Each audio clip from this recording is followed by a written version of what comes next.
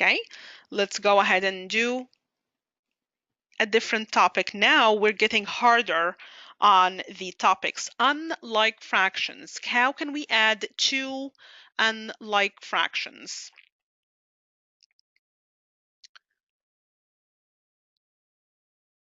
So when we add two unlike fractions, again, unlike fractions are the fractions has no common denominators. The numbers on the bottom are different, 3 and 5. So these two fractions are unlike. We cannot do 1 plus 3 and then 3 plus 5 and that would be the answer. It's not that easy.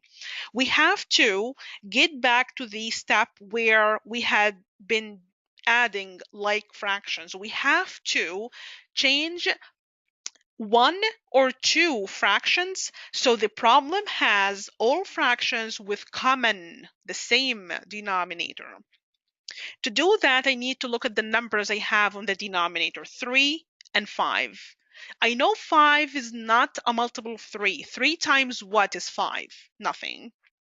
So I need to find that number that we call the least common denominator, or the least common multiple to be more accurate.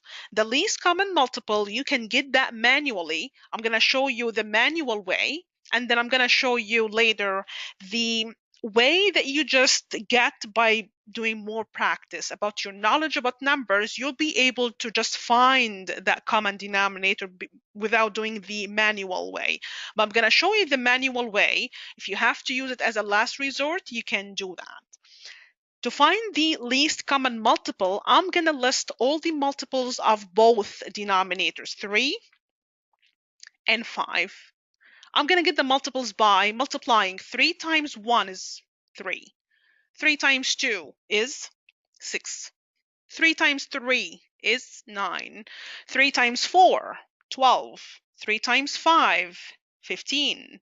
I'm not going to list all of them because they will never end, but I'm going to just, list some of them and stop. The 5 the same way. 5 times 1 is 5, times 2 is 10, times 3 is 15, 20, 25, and so on. Compare the two lists. Which number that you see in both lists? What do you think? 15. 15 is the least common multiple. This is going to be our new denominator. Our new denominator is 15.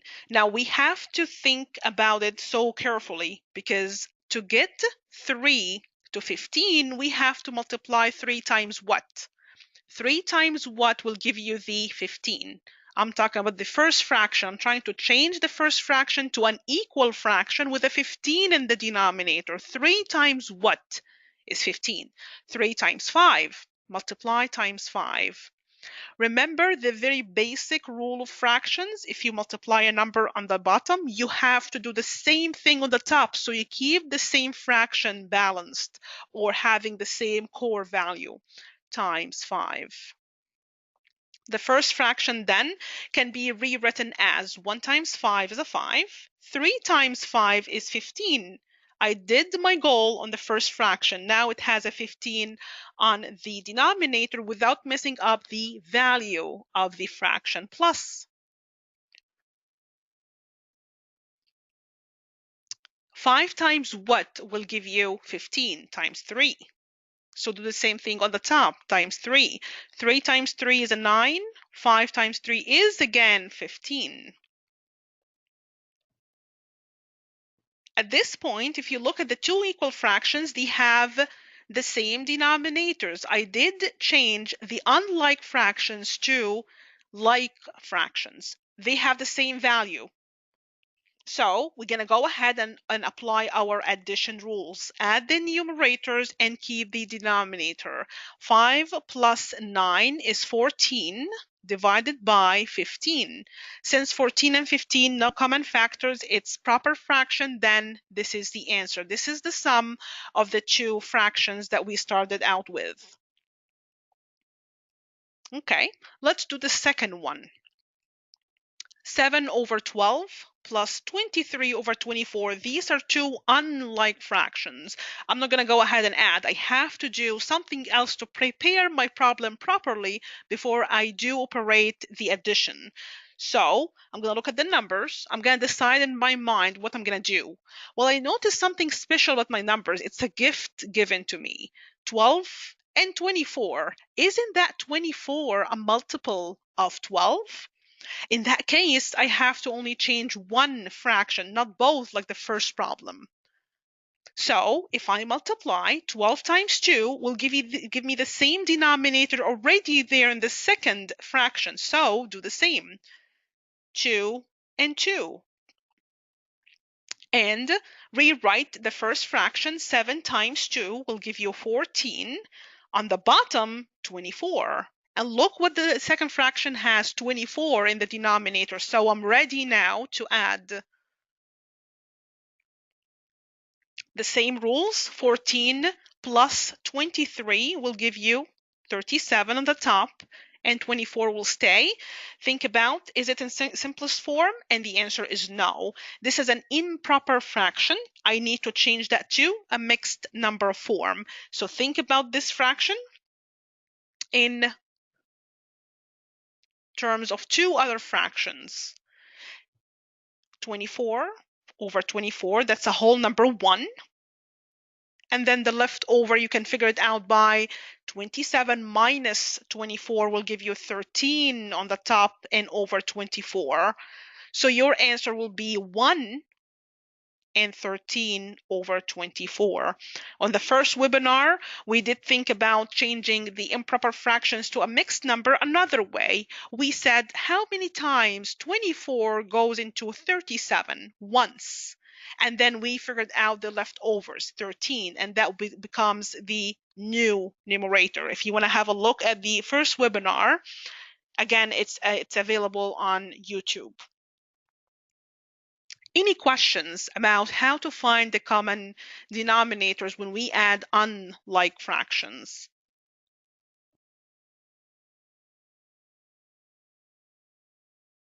Okay, let's move on to a self-check problem on this topic. 11 over 35 plus 10 divided by 7. Unlike fractions, we cannot add right away. I have 7 and 35. Does it click anything in your mind? 35 and 7. 35 and 7. Can you change one fraction only and then add, or you have to change both? What do you think? Write down the problem, look at the numbers on the bottom, and decide which fraction will be changed, or maybe both. What do you think?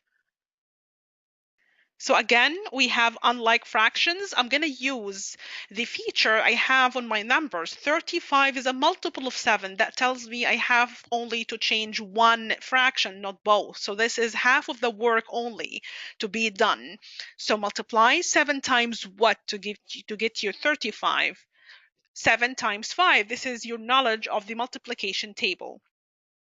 Times 5 and times 5. Rewrite the problem, the first fraction as is. The second fraction, 10 times 5 is 50. And then 7 times 5 is 35. This is what we need. This is our goal. The denominators are the same. Add the numerators. 11 and 50 would give you 61 over 35. Again, not a proper fraction. It's an improper fraction. This is not the simplest form. Either you break down the fraction to two different fractions, or you can think how many times 35 goes into 61 and then figure out the difference. Both ways will get you to the right mixed number.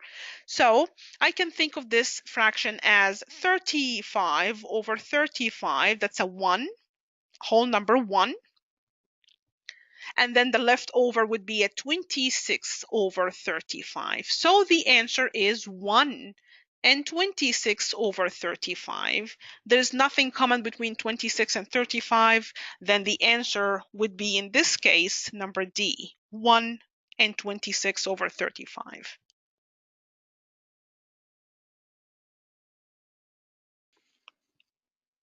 Okay, let's move on to the next self-check problem on the same topic. 2 over 9 plus 5 over 6. 2 over 9 plus 5 over 6, two unlike fractions, we have to add them. Are we going to change one or two fractions in this case? Is 9 a multiple of 6? 6 times what will give you 9? If you answer that question correctly, you will know then how to get to the next step. What would be the common denominator that is a multiple of 6 and also a multiple of 9? And if you're not sure, you can do the manual way. You can list the multiples of 9, list the multiples of 6. The first number that you see common between the two lists, that would be the common denominator that you're going to use in this addition problem. Again, I'm going to have to change both fractions because 9 is not a multiple of 6 and obviously 6 is not a multiple of 9. So I'm going to think about the number. The number you're going to figure it out when you do it manually, or if you use your knowledge of the multiplication table, you know that 18 would be our new denominators. So 9 times what will give you 18? 9 times 2. And 6 times what will give you 18? 6 times 3. Let's do that and change our both fractions and see what's going to happen. 9 times 2 and 2 times 2. 6 times 3 and 5 times 3. Remember, most students who do get answers incorrect in this type of question, they forget to multiply the same number on the top as well, and they end up with the incorrect answer. So let's rewrite the question. 2 times 2 is 4. 9 times 2 is 18. The common denominator that we wanted to see in this problem, plus 5 times 3 is 15. And then 6 times 3 is 18. Now we have like fractions. We did not change the problem. We only changed how the problem looks like, but it is the same thing. Now add 4 and 15 will give you 19 over 18. This is not in simplest form because this is an improper fraction. This is 1 and 1 over 18. So the answer is C.